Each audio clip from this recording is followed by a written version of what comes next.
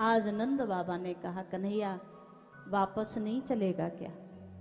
भगवान ने बाबा के चरणों में सिर रखा, बाबा मेरी मैया से कह देना परसों आऊंगा।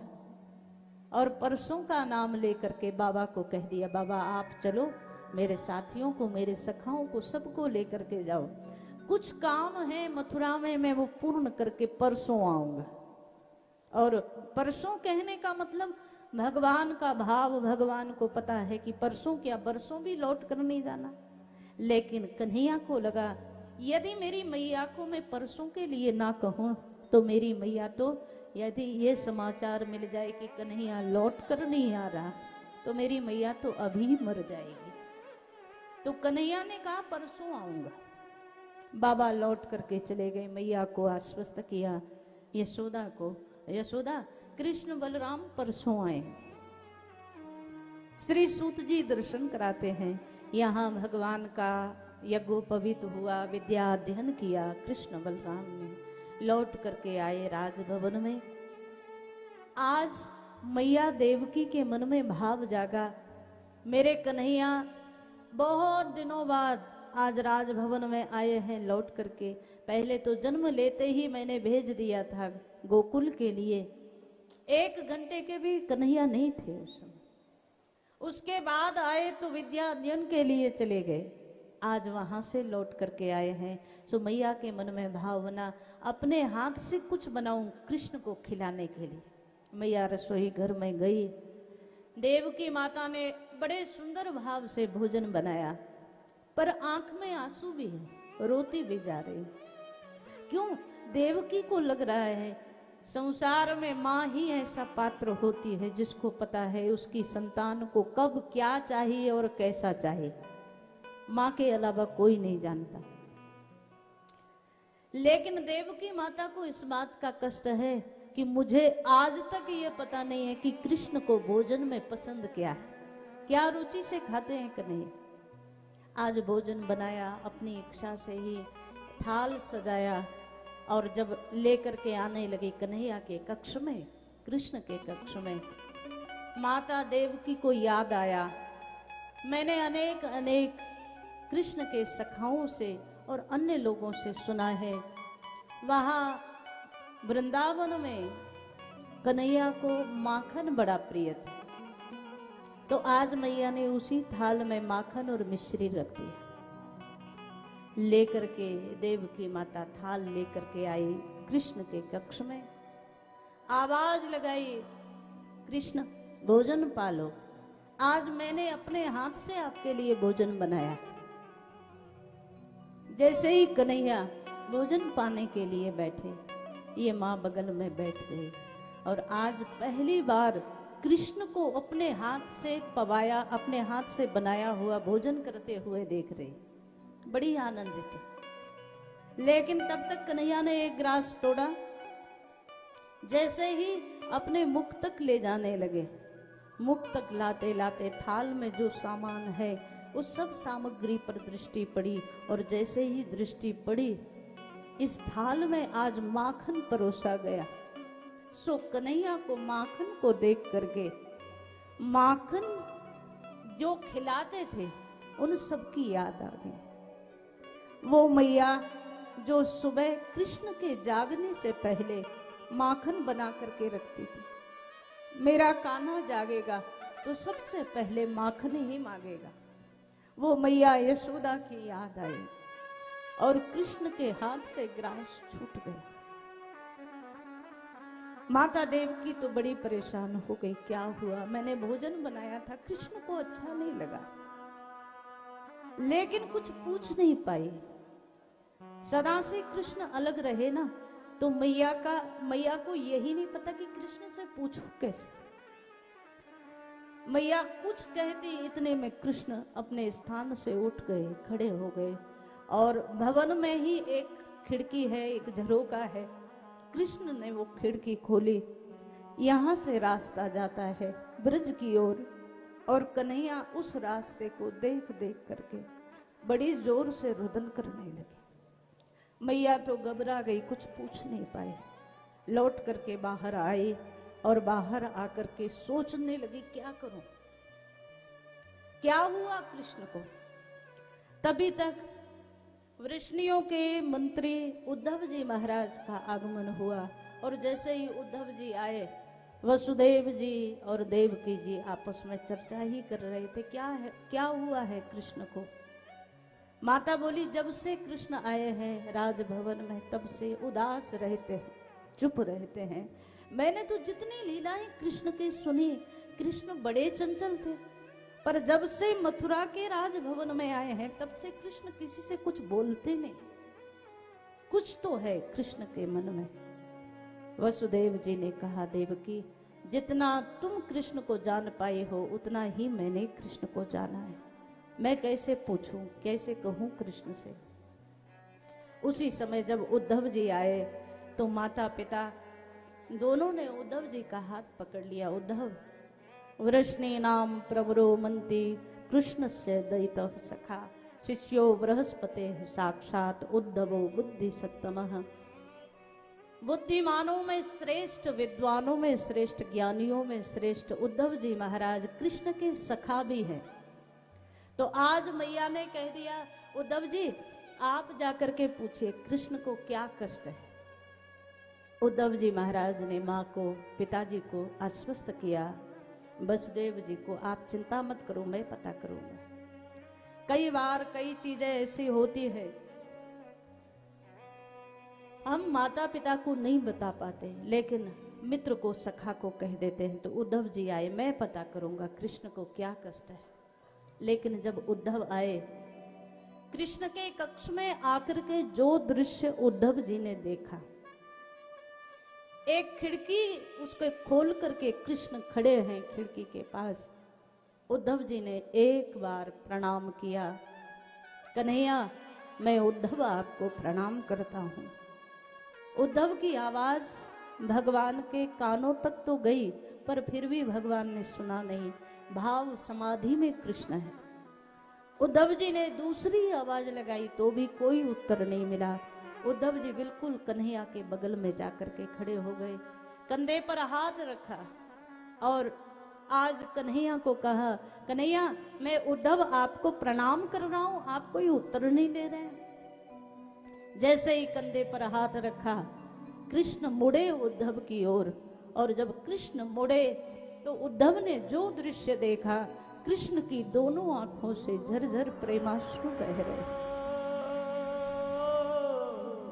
उद्धव जी को हृदय से लगा लिया।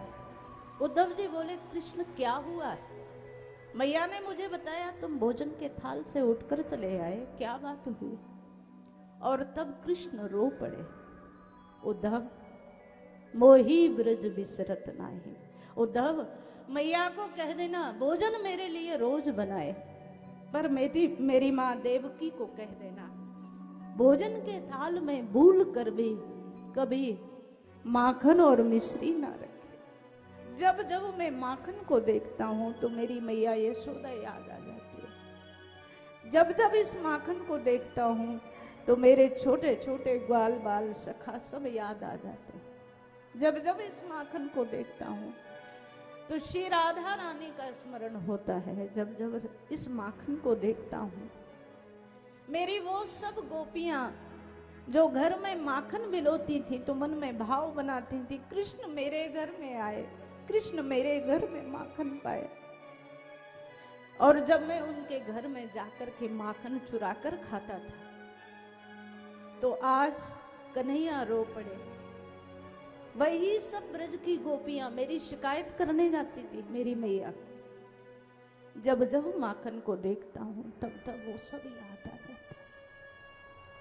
मेरी वो गाय जो जब जब मैं बांसुरी बजाता था कदम्ब के वृक्ष पर बैठकर, वो घास खाना बंद कर देती थी, चारों ओर से मुझे घेर लेती थी, और जितनी देर बांसुरी बजाता उतनी देर मुझे देखती रहती।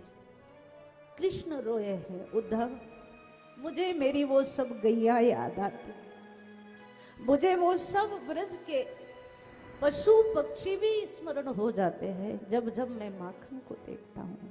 मैया को कहना आज के बाद मेरे थाल में कभी माखन ना परोसे, और कृष्ण रो पड़े, उद्धव मोही ब्रज विसरत नाहि।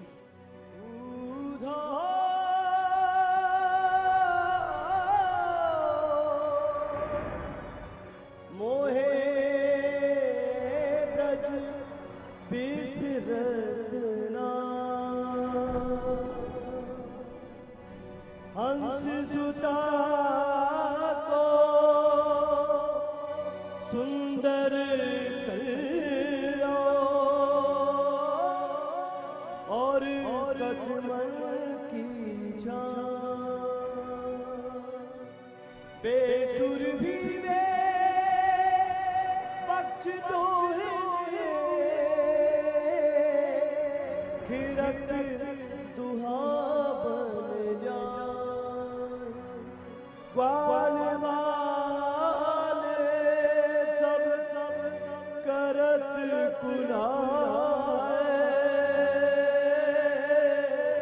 नाचत गही गही बाई यही मथुरा कंचन की नगरी मणि मणि बाजे माई। उदो मोहे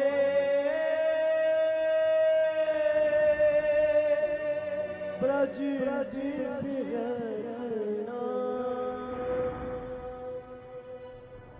आज उद्धव से कह दिया, उद्धव मुझे ब्रज भुलाए भी भूलता नहीं। उद्धव जी ने कन्हैया की ओर देखा। आप साक्षात ब्रह्म, आप साक्षात ईश्वर, और ईश्वर के लिए कुछ याद आता है ये चीज कहना ठीक नहीं है। ऐसे ब्रजवासियों की याद आपको आती है, जो छोटी सी जगह में रहने वाले अनपढ़ लोग, गरीब लोग, उनकी याद आपको आती है और आप रो रहे हैं। भगवान को लगा उद्धव जी अभी ब्रज की महिमा को नहीं जानते, उद्धव जी अभी ब्रज के प्रेम को नहीं जानते। तो भगवान ने इशारा कर दिया, गच्छो उद्धव ब्रजम सौम्य पित्रोर्नौ प्रीति मावह गोपी नाम मद वियोगाधि मत संदेश विमोचय। आप एक बार ब्रज में चले जाएं। उद्धव जी ने कहा किस लिए? भगवान ने कहा मेरा एक संदेश लेकर के जाओ। वो सब मेरे लिए रोते हैं, इसीलिए मुझे भी उनकी याद आती है, मैं भी उनके लिए रोता हूँ। एक बार मेरा संदेश उनको दे करके आना, वो सब मुझे भूल जाएं तो मैं भी उनको भूल जाऊंगा। उद्धव जी बोले इस छोटे से काम के लिए मैं जाऊं? मैं बृहस्पति का शिष्य, मेरी भाषा को भी वो समझ नहीं पाएंगे, मेरे जाने से क्या लाभ होगा? भगवान बोले उद्धव जी थोड़ा सा सरल भाषा में समझा देना, पर जाना तो आपको ही है। उद्धव समझ नहीं पाए भगवान किस लिए भेज रहे हैं। श्री सूत जी दर्शन करा रहे हैं। आज उद्धव जी ने रथ सजाया। जैसे ही रथ में बैठे, भगवान श्री कृष्ण ने अपना पीतांबर उद्धव के कंधे पर डाल दिया, अपना मोर का मुकुट उद्धव के सिर पर रख दिया। उद्धव जी बोले ये सब किस लिए? श्री भगवान ने कहा उद्धव ये मेरा मुकुट देखेंगे तो ही ब्रजवासी तुम्हारे पास आएंगे तुम्हारी बात सुनने के लिए।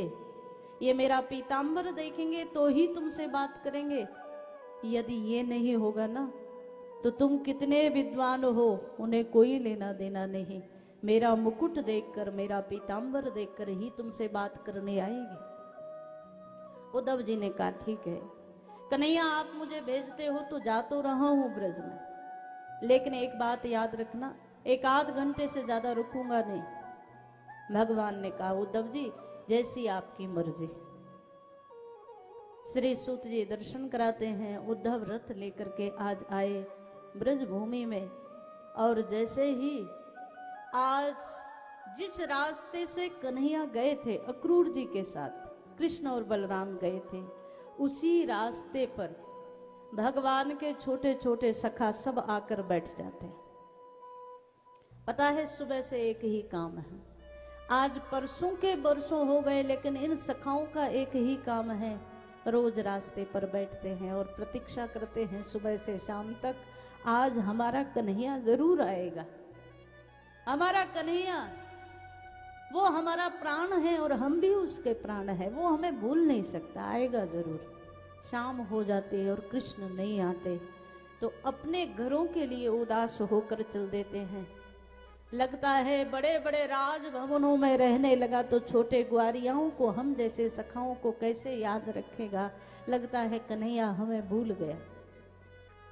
रात्रि में लौटते हैं तो सोचते हुए लौटते हैं, लेकिन सुबह जब होती है तो फिर वही चिंतन होता है, आज तो हमारा कन्हैया जरूर आएगा। उसी चिंतन को लेकर के सब रास्ते पर बैठे।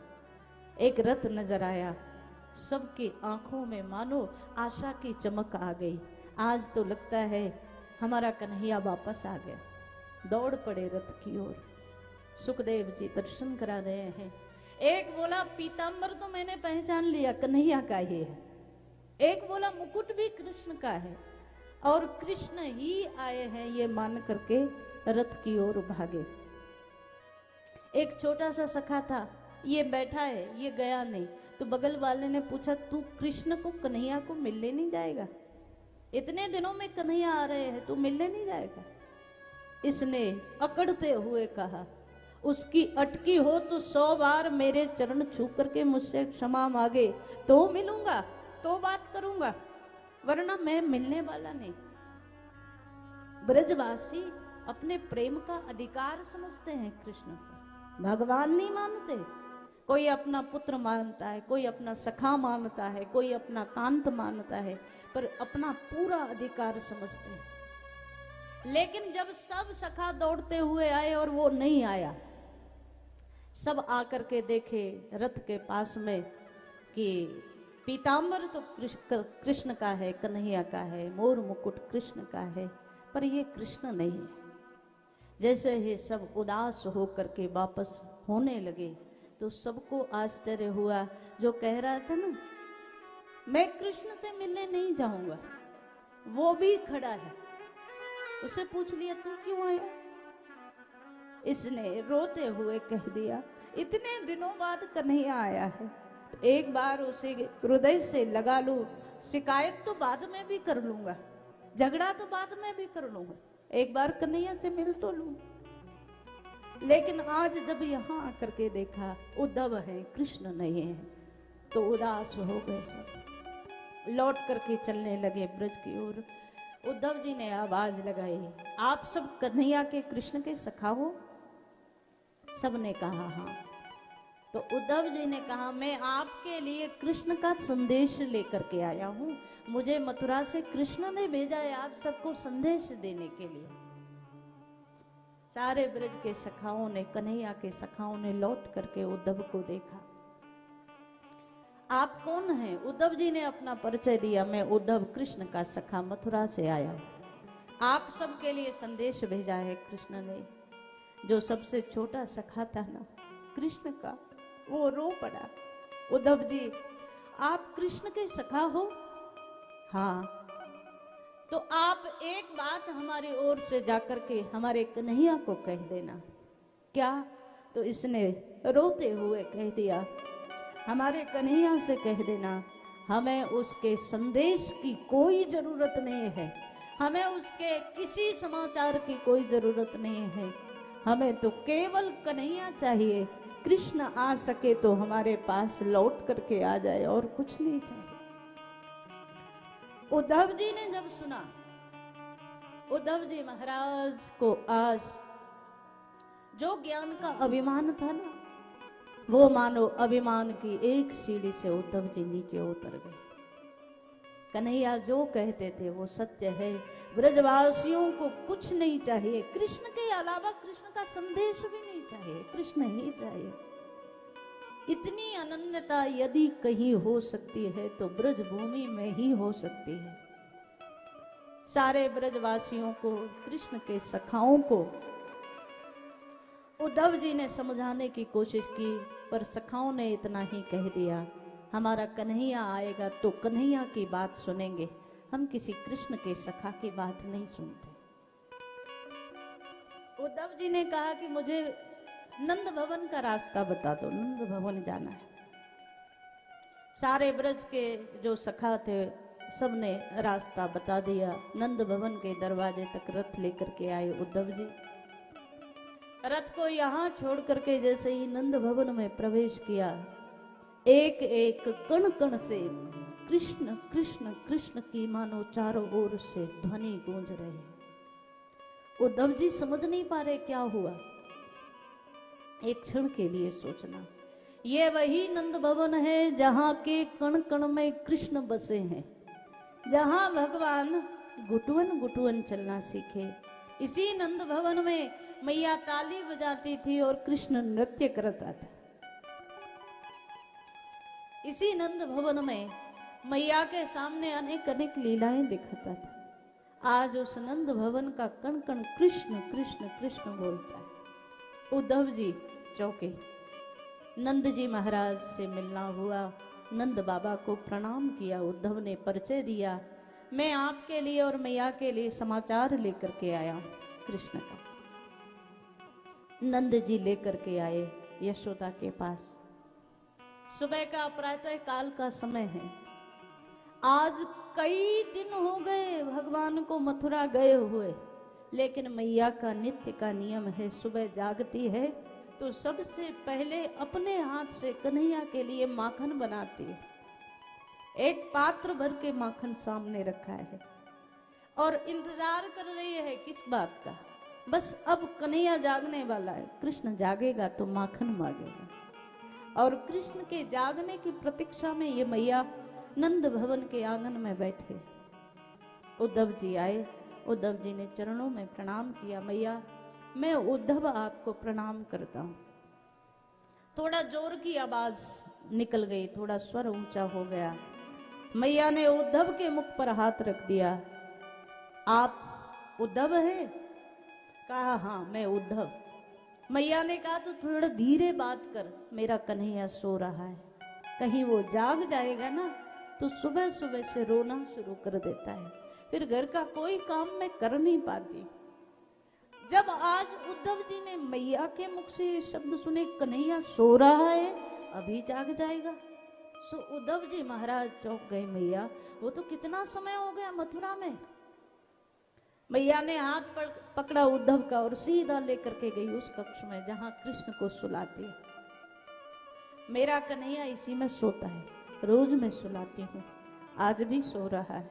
और जैसे ही लेकर के गई, जिस पालने में कन्हैया को सुलाती थी, आज उस पालने को खाली देखा, रिक्त देखा और मैया खुद कृष्ण कृष्ण कृष्ण कहती हुई पृथ्वी पर गिर पड़ी।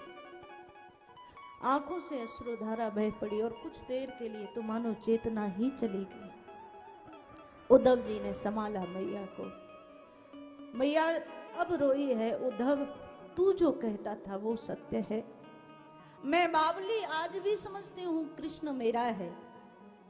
मैं आज भी यही समझती हूँ कृष्ण मेरे भवन में सो रहा है। मैं आज भी समझती हूँ कृष्ण जागेगा तो माखन मांगेगा।